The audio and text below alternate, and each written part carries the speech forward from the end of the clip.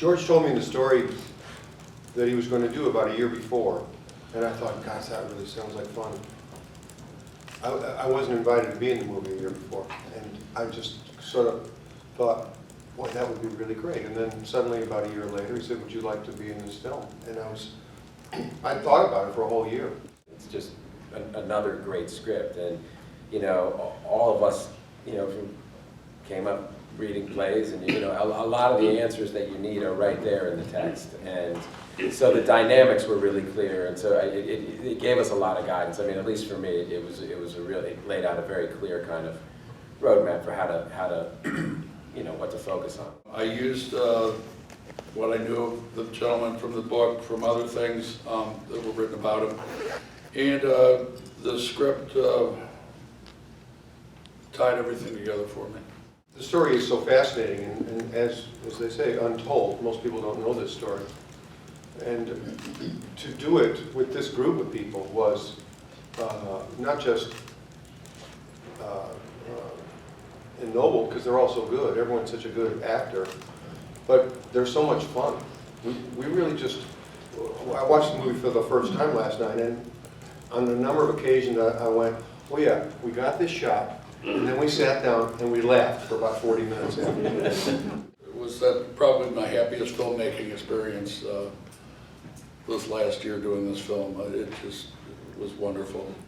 George, as we all know, is such an incredible raconteur, and I think that carries across into the way he makes films, and also the way he tells stories about what's going on in the rest of the world, you know, in the other part of his life. And in a way, this film is a synthesis of those things. But I felt, in a way, that the way George would come to each of us and obviously pitch the story of Monuments Men was not dissimilar to his character in the film, going around to gather the characters to be in the film. But yes, most of the stuff was with Matt, and fortunately the time in Berlin was incredibly short.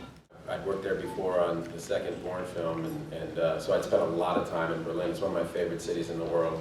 And yeah, and if you talk to Germans, young Germans, it's a huge part of their curriculum, and has been for quite some time. You grow up with a much better knowledge of what happened than most Americans actually have, because it's something that's really forced on you, and you're forced to look at it, understand it, and I think that's reflected in German people when you talk to them. They're very aware of this.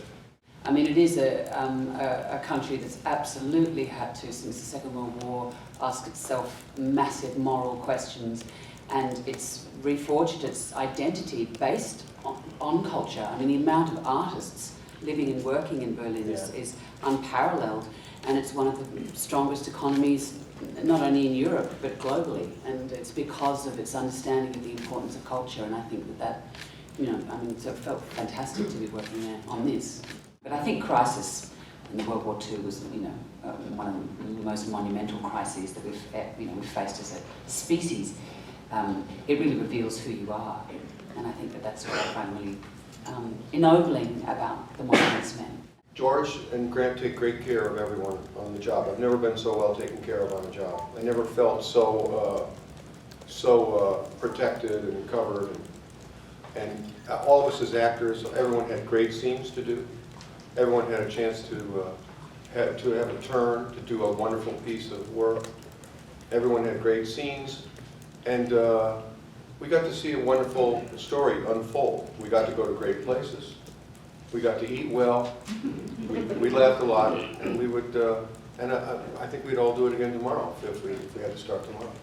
Working with George was very similar to working with Soderbergh. You know, which makes sense because they worked so much together over the years and had a company together for a long time. George is obscenely talented as a director, I have to say.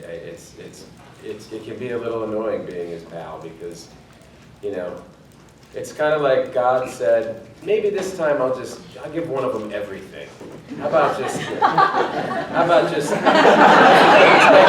make him handsome. We'll make him, I'll tell you what, as he gets older, he'll even look better. And, you know, so in closing, I think he's out of 20s.